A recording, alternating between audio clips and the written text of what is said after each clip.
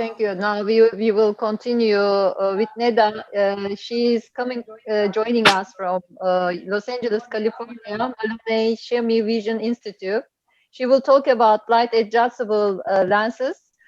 Thank you so much, Neda, if accepting us to be together is wonderful. We are listening you. Thank you so much for inviting me, Eileen.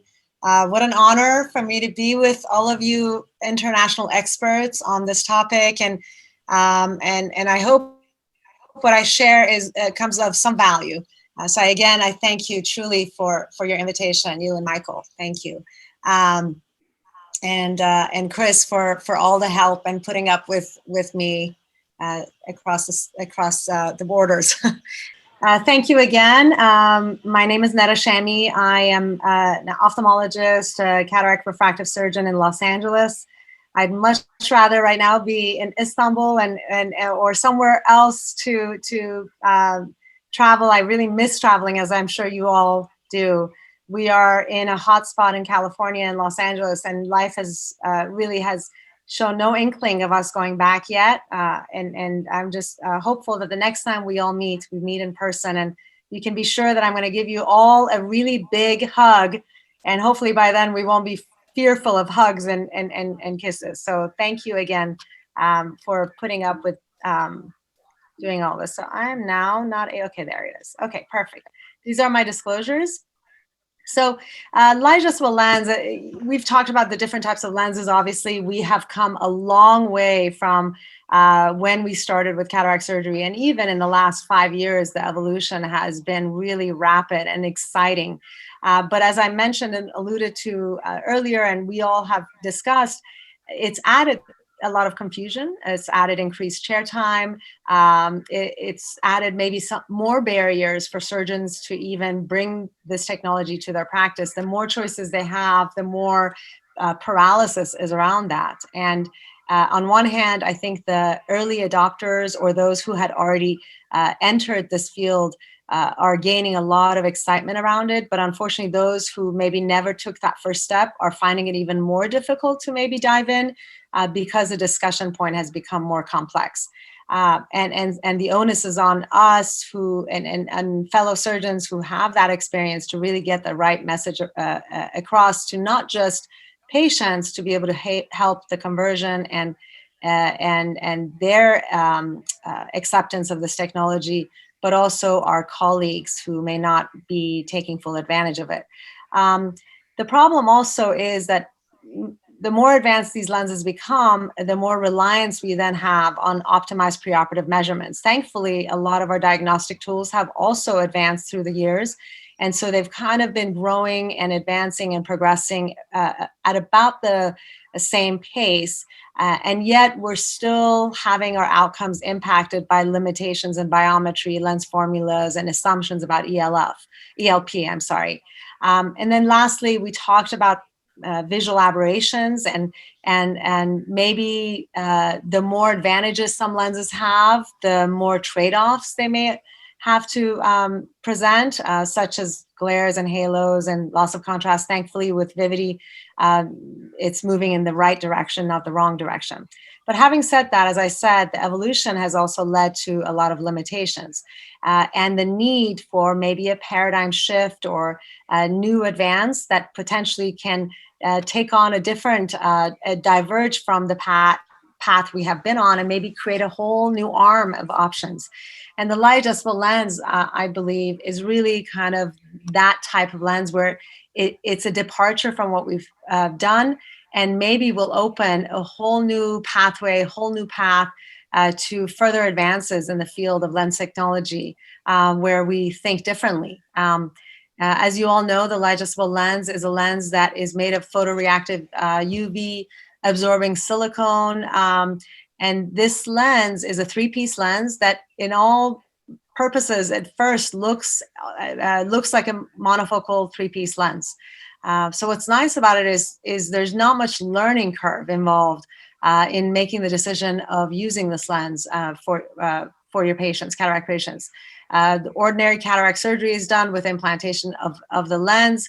What's really nice in this case is that you don't have to think about LRI placement or corneal markings, intraoperative aberrometry, or axis alignments and such. And you can be more relaxed about your biometry because the lens can be adjusted postoperatively, and we'll go over that. One of the probably biggest barriers is the fact that the patient has to wear UV protective glasses until the lock-in is completed. And that's typically not done until about 4 to 6 weeks later. And so I find that in my practice, this has been one of the barriers. We thought it was going to be the biggest barrier, but actually the biggest barrier has been the prolonged recovery to, not so much recovery, but the prolonged time to that optimized vision has been the biggest barrier, as has the cost, because in our practice we charge more for the light adjustable lens than we do for the multifocals and other premium lenses. The UV protective glasses has been less of a barrier. Now that may be because we live in California. I live in California, and I joke to patients and I say, you know, Tom Ford is thinking about designing the next level, and that immediately speaks to the entertainment industry world that I live in. But nevertheless, I've been really surprised by how much the patients have embraced wearing these glasses while they're being recovered from the lens and being optimized. So what are some examples of when the light adjustable lens is an ideal option? You know, at first, it seemed like it was a no-brainer for post-refractive patients. My first series of patients were post-RK. These were patients who I had told, don't have your surgery until we have the LAL. So I had a backlog of patients. And in fact, as I suspected, they did brilliantly.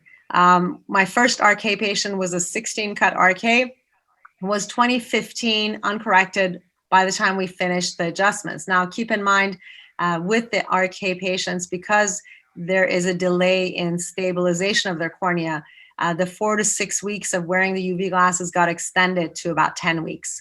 So that's really important. So at first we thought that this was going to be really the niche for these types of patients, for this type of lens, that these types of patients, the post-refractive, would be the really only ones who would benefit greatly from, but also the astigmatism. Patients with up to 3 diopters of astigmatism, as we all know, with toric lenses, as fantastic the technology is, alignment of the lens, the rotation of the lens may occur, but also the alignment of the lens with the axis of the corneal astigmatism may not be right on target. And more importantly, the cornea may heal in a way that the axis may shift.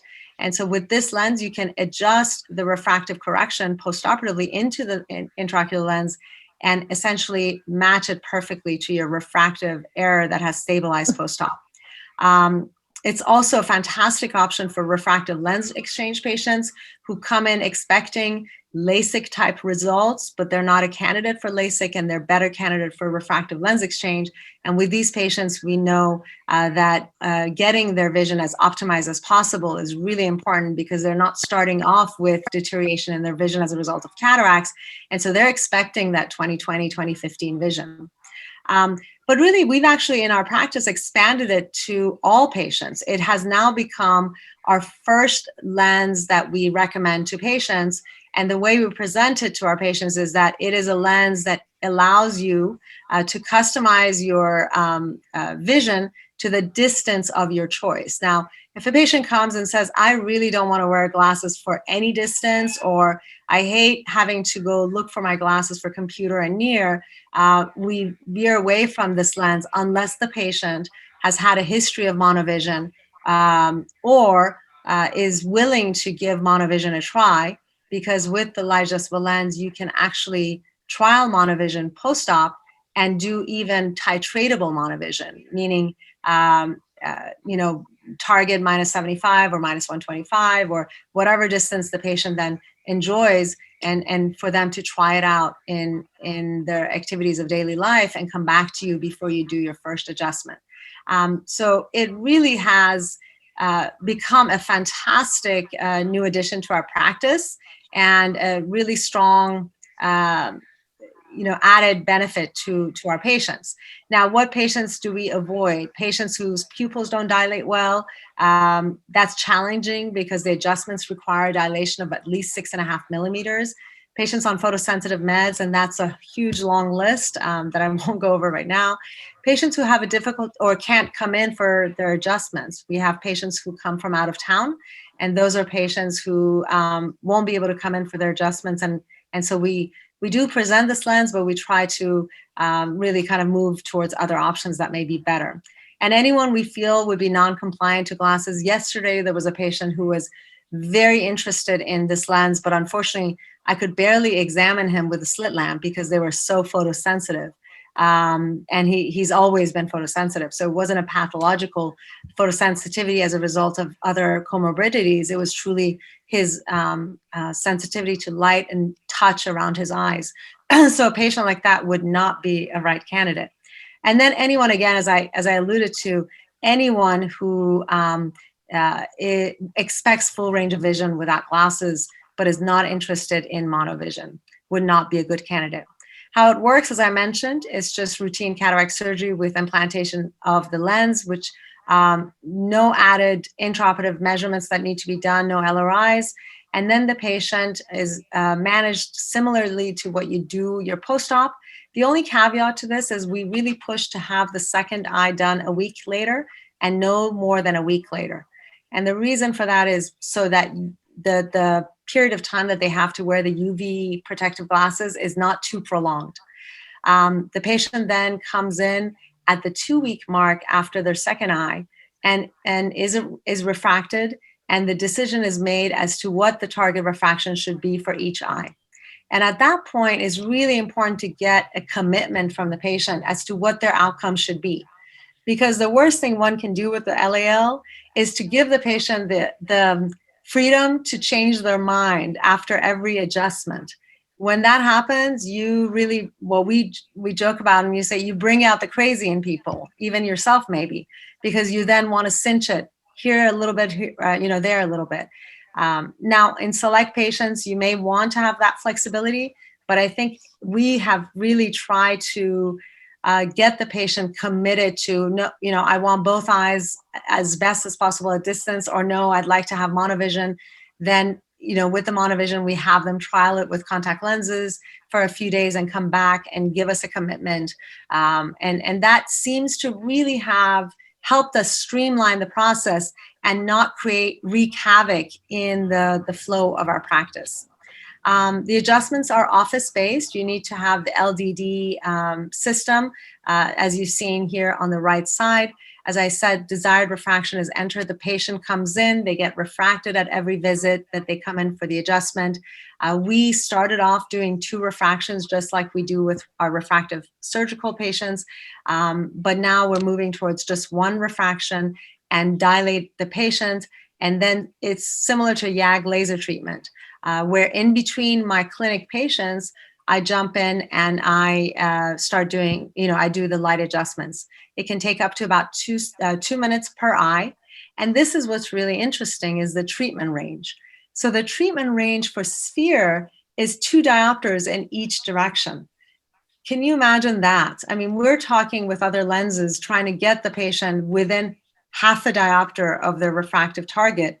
Well, in this case, you could fall asleep at the biometry because up to 2 diopters, you can be in error, which I would not recommend, obviously, but up to 2 diopters in error and be able to adjust that lens accordingly. Cylinder is also up to about 2 diopters, but we actually have pushed the limit on that to about 2.5, even up to 3 with the rule, and you have room to adjust.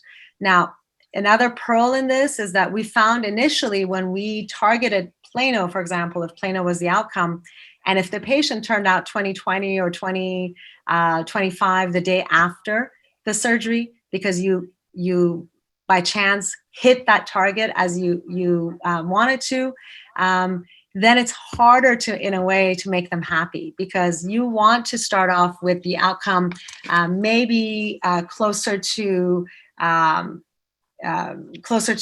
about plus 75, so that you have room to adjust and really impress them. And this is kind of a schedule I'm not going to go over, but as I mentioned, usually they're done within 5 weeks. Really, as the best benefit of this lens is that it shifts the discussion about refractive outcomes to after surgery, when things are more predictable and stable. And then as far as the data speaks for itself. It leans more, the refractive outcome and the visual outcome matches more refractive surgical outcomes, where a great majority of patients are 20/20 or 20/25 or better, and we're getting these patients within half a diopter to a quarter diopter, if not better, and patients do quite well. Obviously, with anything integrated into a practice, it's important to update everything, including websites and training and marketing. And in conclusion, as we know, the LAL is the first FDA-approved adjustable intraocular lens. It allows an office-based optimization of the vision after cataract surgery, and really allows for us to shift that attention, the unreliable data sets that we capture and we rely on in other lenses, to a very reliable postoperative adjustment that is truly disruptive innovation in IOL technology. Thank you so much for your attention. I'm sorry I went over my time, I think. I was going to answer some of these questions, but I think I did in my talk anyways. But if there's any other questions, please, happy to answer them. Neda, if you have time, we will listen quickly, Ricardo, because he has strict time, and then we can return to you back because there are maybe a few questions. Last questions, Neda. First of all, thank you so much. I appreciated you a lot for late, and we had a break for your presentation. We are happy to continue listen, and I have a few questions to you. So we will be more comfortable without time limitation, as much as I don't want to be quickly for you. This is very nice also technology. You were showing us your slides, 5 questions. We look forward to hear from you. Yes, of course. You had thank you, Eileen. And I'm sorry if I went over time, but you had offered some questions that would maybe lead to some discussion. I know there were some questions also being asked. One of them was, what problem does the chosen technology solve? Well, as I mentioned, I think missing the refractive target becomes a non-issue with this lens. Obviously, it is still essentially a monofocal lens at the end, and that is a limitation of this lens. But I have to tell you that our experience clinically, at least, it has been that this lens has offered almost like a monofocal plus, not a full EDOF, but a monofocal plus type refractive or visual outcome. So time will tell, and I think more information and more experience will definitely help us in that. And it also allows us to, again, as I said, just hit that target perfectly. How does this innovation change the life of patients? It probably changes it, not necessarily for the positive in the beginning. It was a little hard for us to shift our messaging after cataract surgery, where in every other type of cataract surgery patient, we're celebrating, us hitting that target or getting the refractive outcome where we want the day after surgery. And then with these patients, we have to, it's almost like a corneal transplant. I think as a corneal transplant surgeon, I'm much more equipped in hand holding these patients, in making sure that they remain happy until we can lock and adjust it. As far as one last question, I'll share with you, what does this innovation, why does it excite me?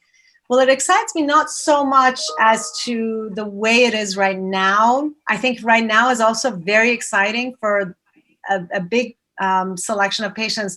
I'm excited about the application of EDOF to it in the future, using the light adjustment in patterns that may be customizable to be able to bring in that optical advances that are permanently embedded in other lenses, but making it adjustable so a patient can try EDOF, and if they don't like it, you cancel it, you adjust it out.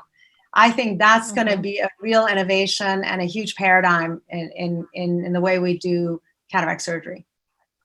Okay, wonderful. Thank you. So your patients accepting to use 2 weeks glasses. They are using glasses 2 weeks. This is a question also from the chat chat room. Yes, it's actually more than 2 weeks.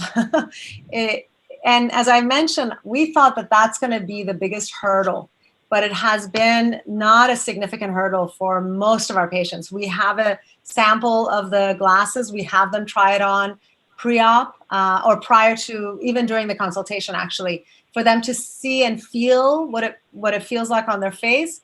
And there have been a small percentage of patients, they put it on, they said, I don't think I can wear this for too long, and immediately we shift attention to a different lens option for that patient. But the ones who accept it, as long as you have spent that chair time ahead of time to talk to them about the need to do that and the importance of it, they've worn it sometimes it's 5 weeks, 6 weeks. For the post-RK patient, maybe 2 months to 2.5 months until it's unusual, but Yeah. 6 to 8 weeks until their cornea stabilizes. Yeah. Yeah. So US patients pays for this intraocular lens. In US, patients pay Yeah, for this technology. it's different, obviously, in other practices. I can't speak for any other practice than ours. What I can tell you is that we're charging about $2,000 more per eye for this compared to our multifocal package. Okay. And the Okay. way we calculated that differential was based on the number of extra visits. We said to ourselves and calculated what is the cost of doing YAG capsulotomy, or what is the payment for YAG capsulotomy, and multiplied that by 5, and then added a little bit more because of the extra time necessary to do the planning and the target planning and such.